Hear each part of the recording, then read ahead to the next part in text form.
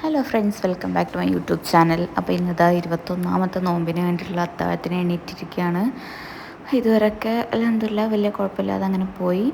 അപ്പോൾ അത്താഴത്തിന് വേണ്ടിയിട്ട് ബ്രെഡ് ഇങ്ങനെ ഓംലേറ്റിൽ മുക്കി പൊരിക്കുകയാണ് ചെയ്തത്. അതും വെള്ളവും ചായയൊക്കെ കുടിച്ചു. പിന്നെ നോമ്പ് തുറക്കുന്ന സമയത്ത് നിൽക്കില്ല, ഞാനും കുട്ടികളും മാത്രമേ ഉള്ളൂ. അപ്പോൾ അതുകൊണ്ട് വൈകുന്നേരം ഞാൻ കുറച്ച് സ്നാക്സൊക്കെ കൊണ്ടു തന്നിട്ടുണ്ടായിരുന്നു. അതും വാട്ടർമെലൺ ജ്യൂസൊക്കെ അടിച്ച് അങ്ങനെ അന്നത്തെ ദിവസം കഴിഞ്ഞു. പിന്നെ ഇത് ഡേ 22-ന് വേണ്ടിയിട്ടുള്ള അത്താഴത്തിന് എണീറ്റതാണ്. അന്ന് പിന്നെ തലേദിവസം പിന്നെ പ്രത്യേകിച്ചൊന്നും അങ്ങനെ ഷൂട്ട് ചെയ്യാനില്ലാത്തതുകൊണ്ട് പിന്നെ അങ്ങനെ വൈൻഡപ്പ് ചെയ്തു. ഇന്ന് പഴം പുഴുങ്ങിയതും ചായയായിരുന്നു. പിന്നെ അതെല്ലാം കഴിഞ്ഞ് ഇന്ന് നമ്മൾ സ്പെഷ്യലായിട്ട് സ്നാക്ക് ഉണ്ടാക്കുന്നുണ്ട്. ഇതൊരു ചിക്കൻ പോള പോലെ ചെയ്യാമെന്നാണ് ഞാൻ വിചാരിക്കുന്നത്. അപ്പോൾ അതിന് വേണ്ടിയിട്ട് ആദ്യം തന്നെ നമ്മൾ ഒരു പാൻ എടുത്ത് അതിലേക്ക് എണ്ണ ഒഴിച്ച് ചൂടാക്കിയിട്ട് ഇതുപോലെ സവോളയും പിന്നെ അതുപോലെ തന്നെ ക്യാപ്സിക്കമാണ് ഞാൻ ഇട്ട് കൊടുക്കുന്നത്. ക്യാപ്സിക്കം ഇല്ലെങ്കിൽ അത് ഒഴിവാക്കാം. പിന്നെ ജിഞ്ചർ ഗാർലിക് പേസ്റ്റ് ഇട്ട് കൊടുക്കുന്നുണ്ട്. പിന്നെ നമുക്ക് ചിക്കൻ്റെ ഒരു ഫ്ലേവർ കുറച്ചുകൂടി ഒന്ന് എൻഹാൻസ് ചെയ്യാൻ വേണ്ടിയിട്ട് ഞാൻ മാഗി ക്യൂബ് ഇട്ട് കൊടുക്കുന്നുണ്ട്. മാഗി ക്യൂബ് ഇട്ടതുകൊണ്ട് തന്നെ ഞാനിതിൽ ഉപ്പ് ചേർത്തിട്ടില്ല. അപ്പുറത്ത് ഞാൻ ഇതുപോലെ ചിക്കനിൽ കുറച്ച് ചെറിയ രീതിയിലൊന്ന് മസാല, നമ്മൾ നോർമൽ മസാല ചെറിയ രീതിയിലൊന്ന് ചെയ്തിട്ട് പൊരിച്ചെടുക്കുന്നുണ്ട്. അപ്പോഴത്തേക്കും ഇവിടെ ഉള്ളിയും ക്യാപ്സിക്കം ഒന്ന് ചെറുതായി വാടി വന്നിട്ടുണ്ട്. അതിലേക്ക് ഇനി നമ്മുടെ നോർമൽ മസാലപ്പൊടികളിടുക. മഞ്ഞൾപ്പൊടി, മുളക് പൊടി, ഗരം മസാലപ്പൊടി, കുരുമുളക് പൊടി, അങ്ങനത്തെ ഐറ്റംസൊക്കെ ഇടുക. പിന്നെ ഒരിത്തിരി ചിക്കൻ മസാലയും കൂടി ഇടുന്നുണ്ട്. ചിക്കൻ മസാലയുടെ ഫ്ലേവർ എനിക്ക് അത്ര ഇഷ്ടമല്ല, അതുകൊണ്ട് ഞാൻ മീറ്റ് മസാലയാണ് ഇട്ടിട്ടുള്ളത്. ചിക്കൻ മസാല വേണമെങ്കിൽ അതും ഇടാം. ഞാൻ ആദ്യം ചിക്കൻ മസാല ഇടാമെന്നാണ് വിചാരിച്ചത്, പിന്നെ മാറ്റി. അങ്ങനെ അതൊന്ന് സെറ്റായതിന് ശേഷം ഞാൻ അതിലേക്ക് ചിക്കൻ്റെ നമ്മൾ പൊരിച്ച് വെച്ചിട്ടുള്ള ചിക്കൻ ഇട്ട് കൊടുത്തിട്ടുണ്ട്. ഇത് ഇങ്ങനെ ഈ ക്യൂബായിട്ട് വെക്കാനാണ് ഏറ്റവും നല്ലത്. അതിനിടയിൽ അവിടെ തരിക്കഞ്ഞിക്ക് വേണ്ടിയിട്ട് ഉണ്ടാക്കുന്നുണ്ട്.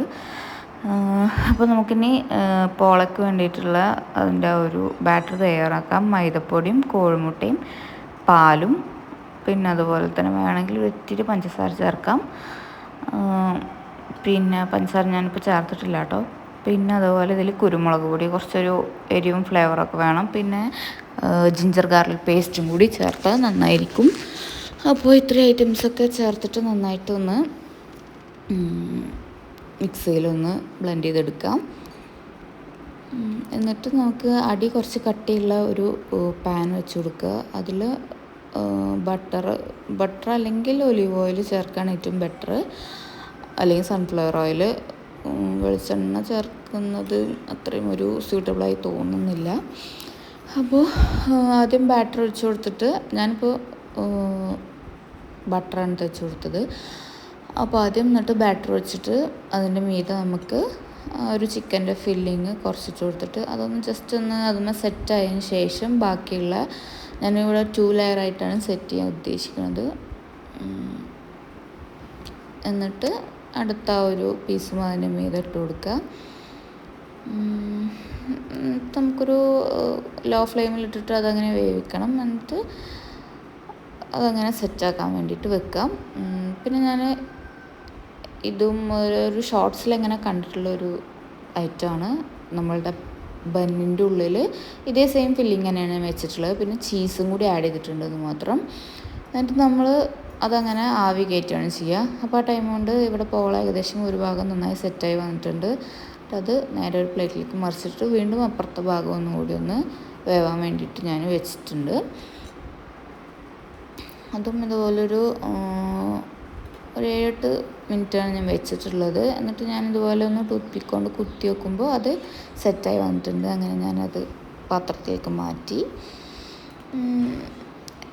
നല്ല രീതിയിൽ തന്നെ വന്നിട്ടുണ്ട്. പിന്നെ ടേസ്റ്റും നന്നായിരുന്നു. പിന്നെ ഞാൻ ഉദ്ദേശിച്ച പോലെ ഒരു ലെയർ വൈസിലായിട്ട് വന്നിട്ടില്ല. അതെനിക്ക് തോന്നുന്നു ചിലപ്പോൾ ഒന്നുകൂടി സെറ്റായതിന് ശേഷമാണോ ഒഴിക്കേണ്ടത്, അതോ അതിലെന്തെങ്കിലും കൺഫ്യൂഷൻസ് ഉണ്ടോ എനിക്കറിയില്ല.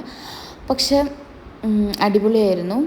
അതുപോലെ ഈ ബന്നിൻ്റെ ഐറ്റം അടിപൊളിയായിരുന്നു. നിങ്ങൾ ട്രൈ ചെയ്ത് നോക്കണം കേട്ടോ. പിന്നെ നോർമൽ നമ്മൾ ഇന്നുണ്ടാക്കുന്ന ഐറ്റംസും ഫ്രൂട്ട്സൊക്കെ തന്നെയാണ്. അങ്ങനെ ഇന്നലത്തെ ഡേയും അങ്ങനെ അങ്ങ് കഴിഞ്ഞു. ഇന്ന് ഡേ 23 ആണ്. അൽഹംദുലില്ലാ നോമ്പൊക്കെ ഭയങ്കര ഫാസ്റ്റായിട്ട് പോകുന്നുണ്ട്. അതിൻ്റെ ഒപ്പം തന്നെ ലാസ്റ്റായി തുടങ്ങുമ്പോൾ തന്നെ ഭയങ്കരമായിട്ട് ഇങ്ങനെ ക്ഷീണമൊക്കെ വന്നു തുടങ്ങുന്നുണ്ട്. അപ്പോൾ ഇതുപോലെ ദോശ, പഴം പുഴുങ്ങിയത് അതൊക്കെയാണ് കംഫർട്ടായിട്ട് നമുക്ക് കഴിക്കാൻ പറ്റുന്നത്. ഇന്ന് ഞാൻ മാത്രമേ ഉള്ളൂ അത്താഴത്തിന്. അപ്പോൾ അതുകൊണ്ട് പഴം പുഴുങ്ങിയതും പിന്നെ കോഴിമുട്ട ഇതുപോലെ പൊരിച്ചതുമാണ് ഞാൻ കഴിച്ചത്.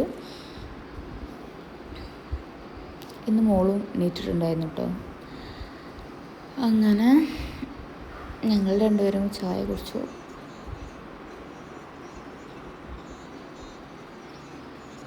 പിന്നെ കുറച്ച് നേരം ഫോണിൽ ഇതുപോലെ ലൈലത്തുൽ ഖദറിൻ്റെ ദുആ എന്ന് പറഞ്ഞിട്ടുണ്ടായിരുന്നു. അപ്പോൾ അതൊക്കെ കുറച്ച് നേരം അങ്ങനെ വെച്ചു.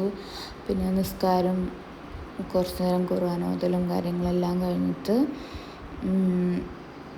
നമ്മൾ കുറച്ച് സ്വലാത്തും കാര്യങ്ങളൊക്കെ ചൊല്ലി. അത് നിസ്കരിക്കുന്ന സമയത്ത് തന്നെ നമ്മളങ്ങനെ ചെയ്ത് കഴിഞ്ഞാൽ നമ്മളതിന് വേണ്ടിയിട്ട് പ്രത്യേകം ടൈം കണ്ടുപിടിക്കണം. പിന്നെ ഇന്ന് വെള്ളിയാഴ്ചയാണ്. ആൻഡ് സ്പെഷ്യലായിട്ട് ഇന്ന് നമ്മുടെ റമദാൻ ലാസ്റ്റ് ഫ്രൈഡേ ആണ്. ആൻഡ് ഓൾസോ വെള്ളിയാഴ്ച ആയതുകൊണ്ട് ഞാൻ കഹ്ഫ് സൂറത്ത് ഓതി. പിന്നെ കുറച്ച് നേരം ഇരുന്ന് പഠിച്ചു. അതൊക്കെ കഴിഞ്ഞിട്ട് കുറച്ച് ടൈം ഒരു 7 മണി ആ ഒരു ടൈമൊക്കെ ആയപ്പോൾ ഞാൻ പുറത്തേക്ക് ഇറങ്ങി. അപ്പോൾ ഇന്ന് അത്യാവശ്യം മഞ്ഞുള്ളൊരു ദിവസമായിരുന്നു മോർണിംഗിൽ. പിന്നെ അൽഹംദുലില്ലാ രാവിലെ തന്നെ പോയി താറാവുകളൊക്കെ വിട്ടു. പിന്നെ അവിടെ തന്നെ ഇക്കാൻ്റെ കുറച്ച് പച്ചക്കറി ഐറ്റംസ് ഉണ്ടായിട്ടുണ്ട്. പച്ചമുളക് 2-3 തരത്തിലുള്ള പച്ചമുളകുകളുണ്ട്.